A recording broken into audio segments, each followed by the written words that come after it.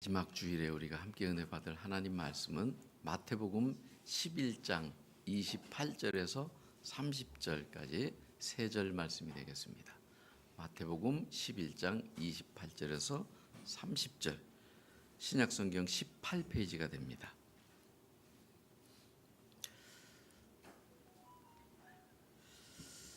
오늘도 저와 여러분에게 하나님께서 주시는 이 귀한 말씀, 우리는 부족하지만 정말 주님이 주시는 그 은혜 가운데 이 말씀을 신비에 새겨서 이번 한 주간 온전히 순종하며 따라가겠습니다 하는 우리 겸손한 마음으로 다 같이 자리에서 일어나셔서 28절에서 30절까지 말씀을 합독하도록 합니다.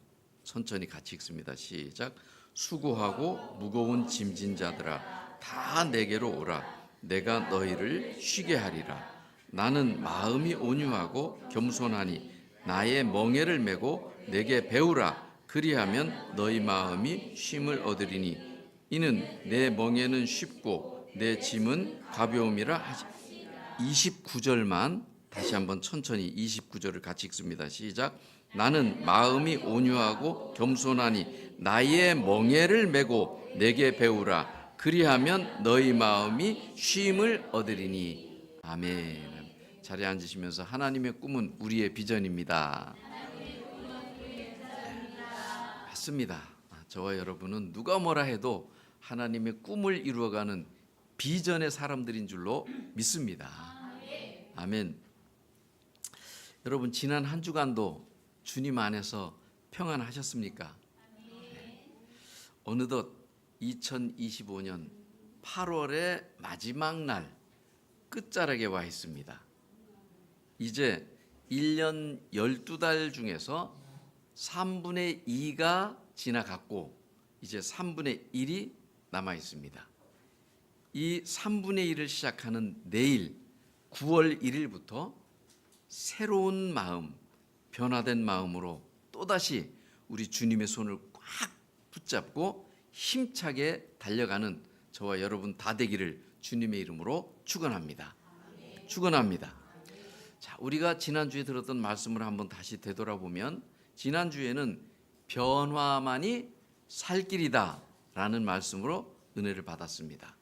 새 포도주는 새 부대에 넣어야지 낡은 부대에 넣으면 포도주도 다 쏟아지고 부대도 다 터져서 둘 다 못 쓰게 된다라는 말씀이었어요. 무슨 말씀이었습니까?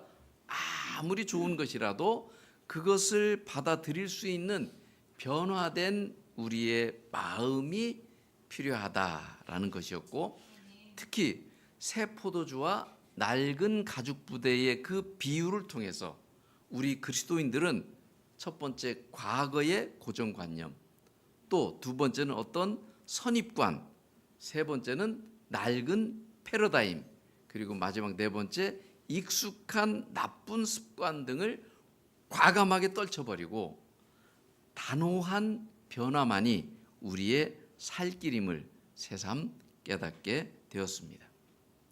자, 오늘은 나는 주님께 매어 있는가, 부주제로 역설적 자유로움이라는 설명으로 제목으로 함께 은혜 받기를 원합니다. 우리 한번 천천히 저를 따라해 보세요. 나는 주님께 매여 있는가? 역설적 자유로움. 다시 한번, 나는 주님께 매여 있는가? 역설적 자유로움. 네, 오늘도 말씀 듣는 가운데 여러분의 귀가 열리고 눈이 열려서 하나님께서 열어주시는 깨달음과 함께 위로와 회복과 도전의 은혜가 있기를 주님의 이름으로 축원합니다. 축원합니다. 나는 주님께 매여 있는가? 역설적 자유로움. 저게 무슨 말씀인가? 오늘 말씀을 듣고 정말 여러분의 영안이 확 열려지는 역사가 있기를 주님의 이름으로 축원합니다. 지금으로부터 80년 전, 그러니까 1945년 우리나라는 일제 36년 치하에서 해방되었습니다. 그 결과 어떻게 되었습니까? 자유를 얻었고 자유를 누릴 수 있었습니다. 36년간의 그 억압에서 벗어났으니 얼마나 좋았겠어요. 그래서 우리 영화를 통해서도 보았지만 골목골목마다 태극기를 흔들고 대한독립 만세, 대한독립 만세를 목이 터져라 외쳤습니다. 그런데요, 그 기쁨과 자유가 얼마 가지 못했습니다. 해방된 지 불과 5년 후 1950년 6월 25일 우리 민족에게는 씻을 수 없는 동족 상잔의 비극이 일어나게 되었죠. 이름하여 6.25 사변, 남북 전쟁이 일어났던 겁니다. 이유가 뭡니까? 해방의 자유를 얻었고 자유를 누리기는 했지만 그 자유를 지킬 수 있는 힘, 국력이 없었던 겁니다. 분명한 중심점이 없었던 거예요. 해서 비극적인 우리 동족 간의 전쟁이 이 땅 가운데서 일어나게 되었던 겁니다. 오늘 성경에는 이런 말씀이 나옵니다. 수고하고 무거운 짐진 자들아 다 내게로 오라. 내가 너희를 쉬게 하리라. 우린 요까지를 잘 알아요. 그런데 그 뒤에 또 나옵니다. 그런데 너희는 나의 멍에를 메라. 주님께 매이라는 겁니다. 주님의 멍에를 메라는 거예요. 오늘 말씀의 배경은 예수님께서 권능을 가장 많이 행하셨던, 사역을 가장 많이 하셨던 그 마을들을 향한 말씀인데, 어떤 마을들이냐 하면 예수님이 정말 관심을 가지고 가장 많이 사역하셨던 고라신이라고 하는 곳, 벳세다라고 하는 곳, 가버나움이라고 하는 곳, 이 세 군데의 마을들을 향해서 하신 말씀입니다. 그런데 이 마을 사람들이 얼마나 마음이 굳어져 있는지 도무지 회개를 하지 않는 겁니다. 그래서 그 마을들을 향해서 아주 호되게 책망을 하시는데 이렇게 책망하는 겁니다. 얘들아, 너희들에게 행한 이 모든 권능을 차라리 저 이방 땅 두로와 시돈, 아니 악의 소굴이라고 불리는 저 소돔 땅에서 이 일을, 예수님이 행하셨던 이 권능을 행했더라면 그들도 회개하고 돌아왔을 거다. 그런데 너희는 그렇게 많은 권능과 기적을 보고도 어찌하여 내게로 돌아오지 않는 거냐 라고 하면서 내게로 돌아오라, 내게로 돌아오는 것만이 해답이다 라고 말씀하고 있는 겁니다. 그 말씀이 오늘 우리가 읽었던 본문 28절 말씀입니다. 우리 PPT로 다시 한번 28절 말씀을 같이 읽습니다. 시작. 수고하고 무거운 짐진 자들아 다 내게로 오라. 내가 너희를 쉬게 하리라. 여러분, 이 땅에서 우리가 인생을 살아가는데 수고하고 무거운 짐들이 얼마나 많습니까?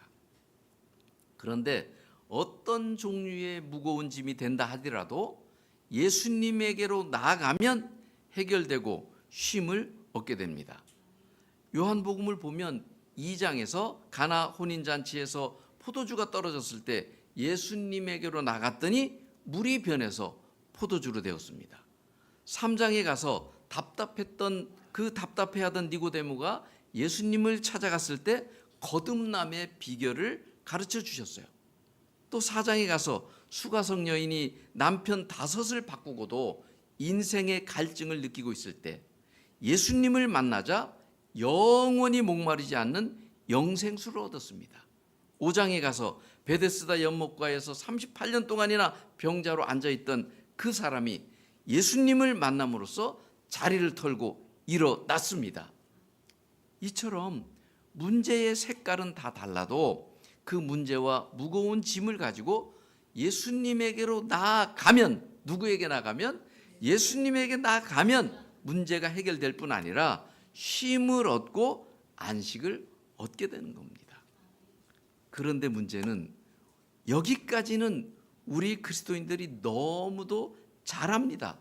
그리고 그렇게 기도도 하지만, 그러나 그 다음 단계는 별로 관심이 없다는 사실입니다. 그러므로 중요한 것은 그 다음 단계로 한 단계 더 나아가야만 하는 겁니다. 그렇다면 그 다음 단계가 뭐냐 하는 거죠. 그 다음 단계가 바로 오늘 우리가 두 번 읽었던 본문 29절에 소개되고 있는데 이것이 오늘 메시지의 핵심입니다. 자, 너희들이 수고하고 무거운 짐을 다 예수님께 정말 내려놓았다면 그 다음은 나의 멍에를 메고 내게 배우라. 주님께 배우라. 즉 주님의 멍에를 메라라는 것입니다. 우리 29절 말씀도 PPT로 다시 한번 천천히 같이 읽습니다. 시작.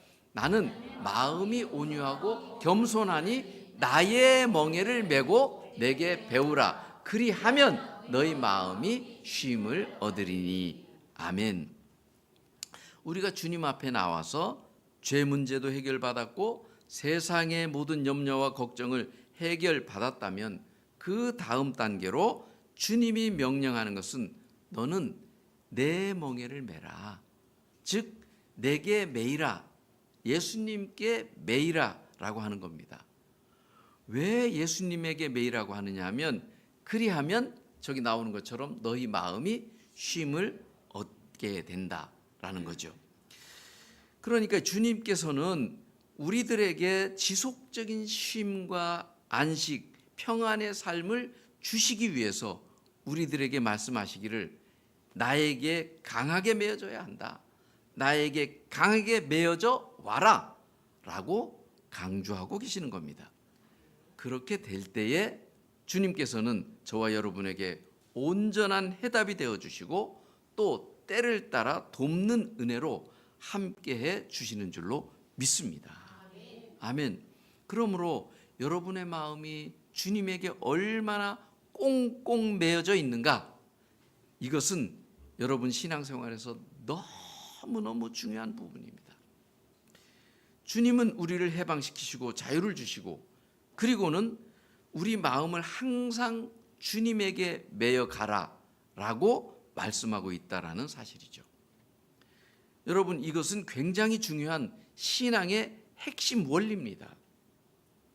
오늘 설교를 들으면서 우리 나비섬 가족 모두는 과연 나의 마음은 우리 주님에게 잘 메어져 있는가, 자신의 신앙을 잘 점검해 보시고 면밀히 살펴봐야만 합니다. 자, 아담과 하와의 이야기를 한번 우리가 보면 하나님께서는 창세기 1장에서 천지 만물을 다 창조하시고 창세기 2장에 가서 하나님의 형상인 아담과 하와를 에덴 동산에 살게 하셨습니다. 그리고는 에덴 동산의 모든 실과를 너 임의로 먹으라 라고 했어요. 여러분 임의로 먹으라라는 말은 몇 번 말씀드렸잖아요. 너 자유대로 너 먹고 싶은 대로, 영어로는 freely 자유롭게 마음껏 먹으라는 겁니다. 그런데 얼마든지 자유대로 먹되 단 하나 동산 중앙에 있는 선악을 알게 하는 나무의 열매는 먹으면 안 돼. 그것을 먹으면 반드시 죽어 라고 하셨습니다. 여러분 하나님 말씀에 매여 있기만 하면, 깨어 있기만 하면 자유롭게 임의로 모든 것을 다 누릴 수 있는 곳이 바로 에덴 동산이었습니다. 그런데 사탄이 뱀의 모습으로 나타나서 선악과를 따먹으라는 겁니다. 선악과를 너 따먹으면 너도 하나님처럼 돼서 99%가 아닌 100%의 자유를 누릴 수가 있어. 선악과를 따먹으면 네가 지금보다 훨씬 더 자유롭게 될 수 있어 라는 겁니다. 하와가 들어보니까 솔깃해서 선악과를 따먹고 말았죠. 그 후로 에덴에서 추방되게 되었고 임의로 마음껏 누렸던 그 자유를 다 잃어버렸습니다. 주님에게 매여 있을 때는 자유함이 있었는데 주님에게 매이기를 거부하고 범죄했을 때 지금까지 누려왔던 그 자유를 다 잊어버리고 빼앗긴 자, 포로된 자가 되어버렸습니다. 사랑하는 우리의 나비섬 가족 여러분, 우리 마음이 주님에게 강하게 매이면 매일수록 자유함은 더 강해집니다. 이 원리는 굉장히 중요한 원리입니다. 여러분의 마음이 주님에게 강하게 매이면 매일수록 여러분의 자유함과 평안과 안식은 주체할 수 없을 정도로 흘러 넘치게 되어지는 겁니다. 이 자유를 그런데 누가 훔쳐가느냐? 바로 마귀, 사탄 마귀가 훔쳐가는 겁니다. 여러분 연 아시잖아요. 하늘 높이 올라가는 연. 연이 하늘 높이 날아오를 수 있는 그 비결이 뭔지 아세요? 바람 부는 날 들판이나 언덕에서 연을 날려보세요. 실타래에 있는 이 실이 다 풀어질 때까지 연이 높이 높이 날아올라서 아주 조그맣게 보일 정도로 그렇게 창공을 이 연이 날아오릅니다. 그런데 여러분, 이때 사탄 마귀가 연에게 이렇게 말하는 거죠. 연아, 너 더 자유롭고 싶니? 너 마음껏 더 창공을 날고 싶어? 그러면 너에게 매어져 있는 그 연줄을 끊어버려. 그러면 너는 더 높이 마음껏 창공을 날 수 있어 라고 마귀가 얘기하는 거죠. 연이 들어보니까 진짜 그럴 것 같은 거거든요. 그래서 연줄을 끊어버렸어요. 이것이 바로 선악과를 따먹은 것과 똑같은 겁니다. 그때부터 연은 어떻게 돼요? 곤두박질하기 시작하죠.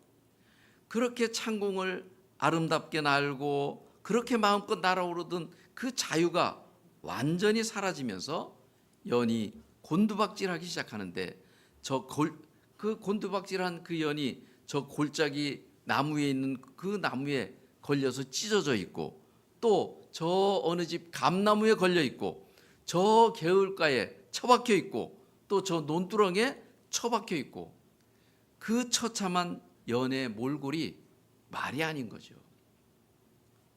여러분, 우리의 진정한 자유함은요, 역설적이게도 주님에게 강하게 매이면 매일수록 더 자유롭고 더 풍요롭게 누리게 되는 줄로 믿습니다. 아멘입니다. 이 역설적인 자유로움을 깊이 깨닫고 풍성하게 누리는 여러분들 다 되시기를 주님의 이름으로 축복합니다. 축복합니다. 아담이 주님에게 매이기를 거부하는 그 순간부터 모든 자유를 다 잃어버렸습니다. 연이 연줄에게 매이기를 거부하는 순간부터 모든 영광을 다 잃어버렸습니다. 그래서 우리 주님은 저와 여러분에게 너희는 나에게 매이라 라고 하는 겁니다. 결코 여러분을 억압하기 위해서 주님에게 매이라고 하는 거 절대로 아닙니다. 진짜 행복하고 진짜 자유롭고 진짜 평강을 원한다면 너의 마음 세상에 두면 안 돼. 어떤 환경이나 어떤 문제에 너의 마음이 거기에 매이면 안 돼. 오로지 나에게 너의 마음을 매어봐. 그것이 최고의 자유고 최고의 행복이고 최고의 평안이야. 이것이 우리 주님의 역설적인 메시지입니다. 여러분 창세기에 보면 요셉이 어느 날 졸지에 애굽의 종으로 팔려가잖아요. 종은 자기 임의로 할 수 있는 자유가 없습니다. 주인의 명령에 따라서만 움직입니다. 정말 자유가 통제되고 임의로 할 수 있는 권한이 아무것도 없어요. 그런데 요셉이 딱 한 가지, 종임에도 불구하고 딱 한 가지 붙잡은 것이 있었는데 그것이 뭐냐? 하나님께 매이는 것이었습니다. 요셉은 보디발의 집에서 종살이 할 때 하나님께 매이는 훈련을 받았습니다. 그리고 보디발 아내의 유혹을 뿌리치다가 억울하게 감옥에 갔을 때 그때 또한 훈련을 받았습니다. 이처럼 억울한 환경 속에서도 하나님께 매이는 훈련이 된 이 요셉이 어떻게 됩니까? 바로 왕의 꿈을 해몽해 주면서 일약 총리로 발탁되게 되는 겁니다. 그때부터 요셉은 무엇이든지 마음껏 임의로 할 수 있었고 자유롭게 할 수 있는 기회가 주어졌습니다. 그런데 이미 하나님께 매이는 훈련이 된 이 요셉은 총리로서 자유롭게 할 수 있는 기회가 왔지만 그때도 자기 마음대로 한 것이 하나도 없어요. 자기를 애굽의 종으로 팔았던 그 형들이 양식을 사러 왔을 때 그 형들에게 뭐라고 합니까? 형님들 두려워하지 마세요. 당신들이 나를 판 것이 아니고요. 우리 가족의 생명을 구원하려고 우리 하나님께서 나를 먼저 이 애굽 땅에 보내신 겁니다.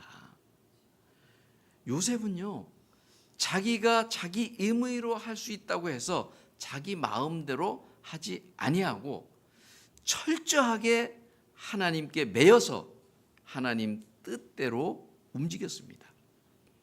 그렇기 때문에 그 권세의 자리, 그 어마어마한 권력의 자리에서도 타락하지 아니했고, 훗날에 자기 아버지 야곱을 모셨을 뿐만 아니라 자기를 팔았던 그 형들도 다 자기가 섬기고 조카들까지도 기름진 고센 땅에 그 삶의 터전을 마련해 주면서 하나님을 기쁘시게 했던 겁니다. 이처럼 저와 여러분도 주님에게 매여서 온전히 주님의 다스림을 받는다면 정말 하나님을 기쁘시게 해드리는 예배자가 되고 가정과 이웃에게 유익을 끼치게 되고 반드시 복된 삶을 살아가는 주인공들이 다 되실 줄 믿습니다. 아멘. 우리 나비섬 가족 여러분 모두가 한 사람도 예외 없이 그 복된 삶의 주인공들이 다 되시기를 주님의 이름으로 축복합니다. 축복합니다. 여러분, 사도 바울은 감옥 생활도 많이 했고 또 편지도 많이 썼는데요. 그 감옥에서 쓴 골로새서 편지에는 이런 내용이 나와요. 내가 쇠사슬에 매여 있다. 실제로 바울의 그 육신 몸은 쇠사슬에 매여 있었습니다. 그러나 중요한 것은 육신은 쇠사슬에 매여 있었지만 그 속사람 영은 언제나 주님에게 매여 있었다는 사실입니다. 속사람이 주님께 매여 있으니까 옥중에 있는 그가 감옥 바깥에 있는 빌립보 교회 성도들에게 도리어 기뻐하라, 기뻐하라, 내가 다시 말하노니 기뻐하라 라고 할 수 있는 겁니다. 감옥 안에 있는 사람이 감옥 바깥에 있는 성도들을 보고 아무것도 염려하지 말고 모든 일에 기도와 간구로 감사함으로 하나님께 아뢰라고 권면을 하고 있는 거예요. 여러분, 사도 바울이 그 사도 바울의 그 자유함, 그 당당함이 도대체 어디서 나오는 걸까요? 그것은 눈에 보이는 겉사람의 억압보다는 속사람이 하나님께 더 강하게 매여 있었기 때문에 그런 자유, 그런 안식, 그런 평강이 사도 바울에게 있었던 겁니다. 실제로 사도행전 16장에 보면 바울이 빌립보 감옥에서 착고에 매어지고 매를 맞아서 온몸이 욱신거리고 고통스러웠었지만 바울의 속사람 영은 주님께 더 강하게 매여 있었기 때문에 밤에 일어나서 하나님을 찬양하고 하나님께 기도할 수가 있었던 겁니다. 그렇게 했을 때 그곳에 주님의 임재가 있어서 지진이 나고 착고가 풀어지고 옥문이 다 열리고 간수의 가족이 다 구원받는 역사가 일어났습니다. 주 예수를 믿으라, 그리하면 너와 내 집이 구원을 얻으리라. 여러분, 진정한 그리스도인의 매력이 뭐냐? 바깥 세상에서 이런저런 외부의 환경들이 아무리 나를 옥죄어 와도 내 속사람이 주님께 더 강하게 매어지면 자유함과 평강과 기쁨과 새 힘이 솟아나는 것, 이것이 우리 그리스도인들의 매력인 줄로 믿습니다. 그렇습니다. 우리 그리스도인들이 주님께 매여져야 하는 이유가 바로 여기에 있는 겁니다. 혹 지금 여러분을 짓누르고 있는 것이 있습니까? 여러분을 힘들게 하는 것이 있습니까? 여러분의 속사람이 주님에게 더 강하게 매이기만 한다면 어떤 짓누름도, 어떤 억압도, 어떤 문제도 능히 이겨내게 되고 도리어 찬송하고 기뻐하고 감사하면서 주님 안에서 춤을 추는 복된 삶이 될 줄로 믿습니다. 이것이 우리 그리스도인들의 진정한 축복입니다. 다윗도 보십시오. 사울 왕에게 얼마나 쫓겨다녔는지 우리가 잘 알지 않습니까? 광야로, 황무지로, 동굴로 정말 밤이슬을 맞으면서 그렇게 힘들게 도망 다녔지만 시편 62편에 보니까 내 영혼이 잠잠히 하나님만 바라며 나의 구원이 그에게서 나오는도다. 나의 구원이 우리 주님에게서 나오는 거예요. 오직 그만이 나의 반석이시오 나의 구원이시오 나의 요새시니 내가 크게 흔들리지 아니하리로다. 아멘. 그렇게 쫓겨다니는 신세인데도 그의 내적 심령이 주님에게 강하게 매여져 있으니까 주옥 같은 이런 시를 쓰면서 찬양과 감사와 기쁨이 넘쳤던 겁니다. 이처럼 혹 여러분의 삶이 지금 불행하게 느껴진다면 환경이 어렵기 때문이거나 건강이 좋지 않기 때문이거나 외적으로 쪼여오는 어떤 문제 때문이 아니라 도리어 여러분 속에 영이 주님에게 강하게 매여져 있지 않기 때문에 이 어둠의 영 사탄이 여러분을 짓누르고 힘들게 하는 것입니다. 앞으로 남아있는 2025년도의 이 3분의 1이 더 복되기 위해서는 여러분의 속사람이 주님에게 더 강하게 매여져 가실 때 우리 주님께서 외부적인 어떤 문제 앞에서도 평강을 주시고 문제가 해결되는 은혜를 주시고 새 힘을 주실 줄로 믿습니다. 아멘. 여러분, 하나님이 복을 주실 때 보면 대개는 직접 복을 주시지 않아요. 하나님의 사람을 통해서 복을 주시는데 어떤 사람을 통해서 주시느냐? 하나님에게 강하게 매여 있는 사람을 통해서 복을 주십니다. 성경에서 대표적인 인물이 앞에서 언급했던 요셉이라는 인물 아닐까요? 요셉은 비록 종이었지만 하나님께 철저히 매여 있는 그 요셉을 통해서 보디발의 집이 형통하는 복을 많이 받았습니다. 또 요셉이 감옥에 갇혔을 때도 그가 하나님께 매여 있으니까 그 요셉을 통해서 감옥의 죄수들이 위로와 회복을 경험하게 되고 술 맡은 관원장이 어떻게 됐어요? 다시 복직하게 되었습니다. 요셉이 총리일 때도 보십시오. 총리 생활을 할 때도 애굽에 7년이나 흉년이 들었었지만 하나님께 강하게 매인 그 요셉을 통해서 그 위기를 다 극복하고 한량없는 은혜를 하나님께서 베풀어 주셨습니다. 그래서 저는 여러분을 위해서 이렇게 기도합니다.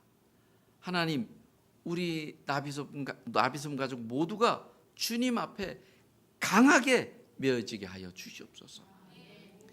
이렇게 되면 바로 여러분 때문에 여러분 가정이 복을 받게 될 줄로 믿습니다.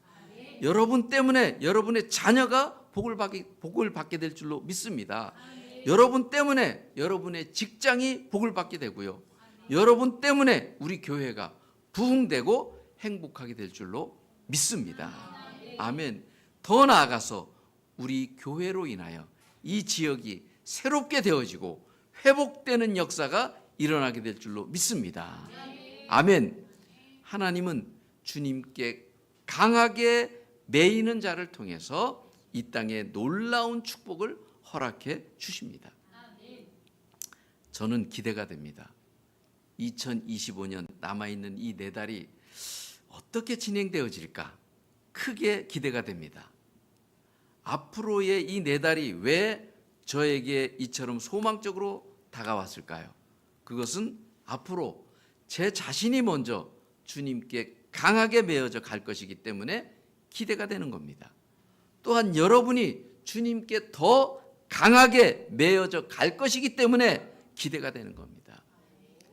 여러분이 주님께 더 강하게 매어져 간다는 것은 어떤 자식이 잘 풀리고 직장이 어떻게 되고 환경이 어떻게 되고 이런 외적인 것도 중요하겠지만 그것보다는 여러분의 심령이 여러분의 믿음이 주님의 품을 더 파고들고 주님에게 시간을 더 내어드리고 주님의 뜻을 따르고 주님과 동행하는 것을 말하는 것입니다. 여러분이 주님께 강하게 매여져 가기만 하면 자식 문제, 직장 문제, 금전 문제 등등의 외적인 것은 하나님께서 해결해 주시고 형통케 해결해 주실 줄로 믿습니다. 아멘. 우리 나비성 가족 모두가 이런 복된 삶이 되어지기를 주님의 이름으로 다시 한번 축복합니다. 그렇습니다. 우리는 가지이기 때문에 포도나무에 붙어 있어야만 되고요. 우리는 양이기 때문에 목자에게 붙어 있어야만 되고요.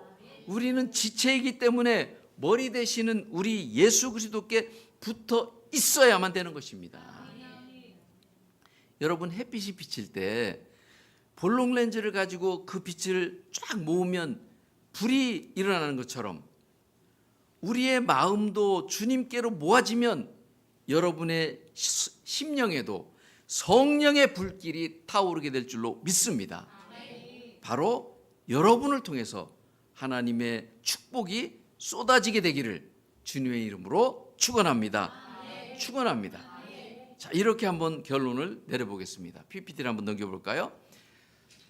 같이 읽습니다. 나는 마음이 온유하고 겸손하니 나의 멍에를 메고 내게 배우라. 마태복음 11장 29절 말씀이었어요. 또 한번 넘겨볼까요? 같이 읽습니다. 시작. 하나님을 가까이 하라. 또 넘겨주세요. 그리하면 너희를 가까이 하시리라. 야고보서 4장 8절입니다. 우리가 주님을 예수 그리스도의 멍에를 맨다고 하는 것은 바로 뭐예요? 하나님을 가까이 하는 것입니다. 여러분, 신앙생활에는 저스티피케이션이라고 하는 이 칭의가 있는가 하면 생티피케이션이라고 하는 이 성화라는 것이 있어요. 그런데 칭의는 죄인이 예수를 믿어서 의롭게 되는 것이고, 칭의 다 아시잖아요. 우리가 죄인이었었는데 예수를 믿음으로 의로운 자로 인정받는 것, 칭의, 의롭다고 칭해 주는 것, 이것이 칭의라고 한다면 성화는 뭐냐? 그렇게 의롭게 된 자가 그리스도를 닮아가는 과정, 성장해가는 과정, 성숙해가는 과정을 성화라고 하는 겁니다. 그런데 죄인에서 의인이 되는 이 칭의는 주님이 먼저, 누가 먼저?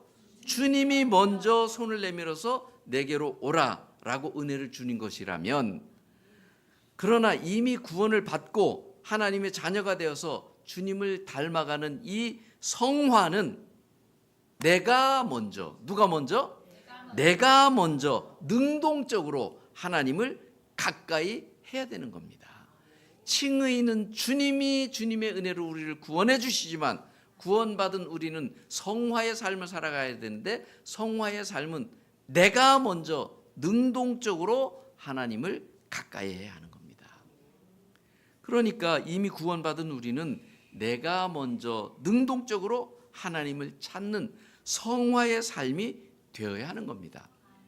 즉 항상 주님께 매여가는 삶이 되어야 하는 거죠. 그렇습니다.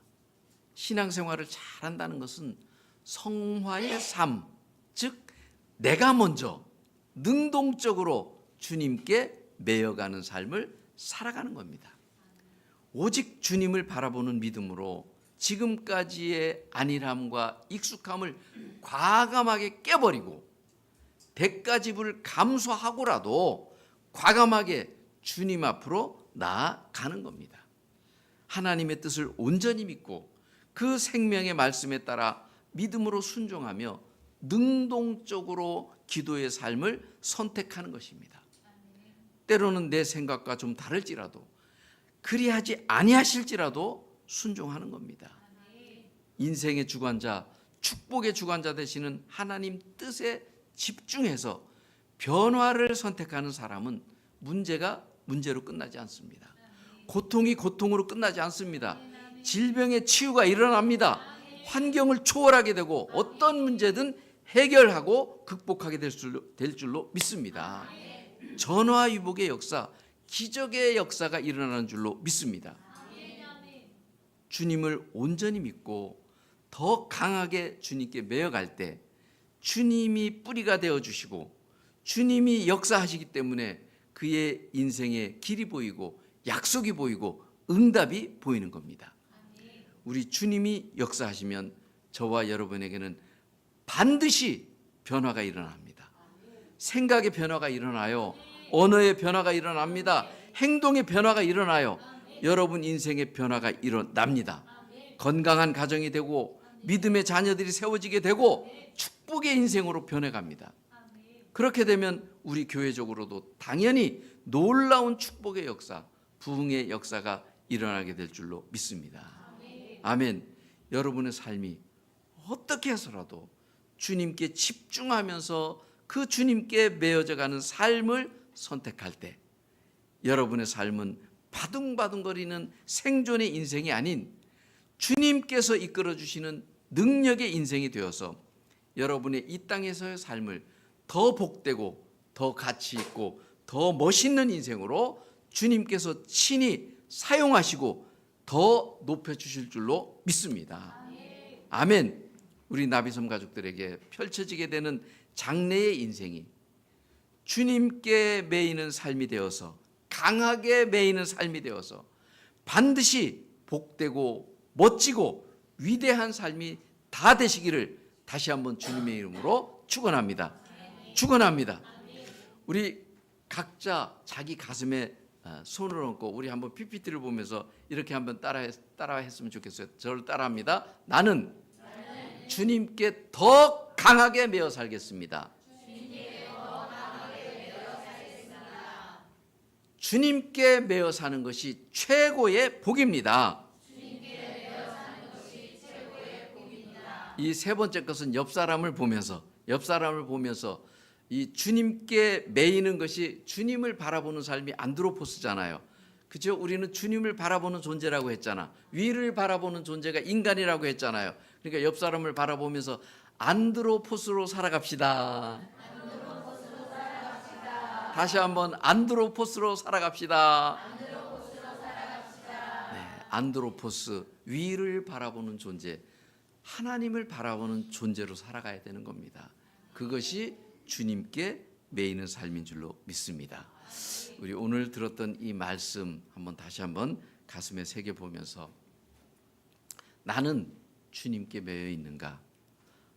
자유로움이라는 것이 진짜 자유로움은 주님께 더 강하게 매어지면 매어질수록 그것이 진짜 자유로움을 느낄 수 있는 거고 누릴 수 있는 거구나. 이 역설적 자유로움을 다시 한번 떠올리면서 주님께 저와 여러분의 마음을 올려드리고 다짐하는 그런 기도 시간이 되었으면 좋겠습니다. 우리 다 같이 기도하는 시간, 다짐의 시간 갖도록 합니다.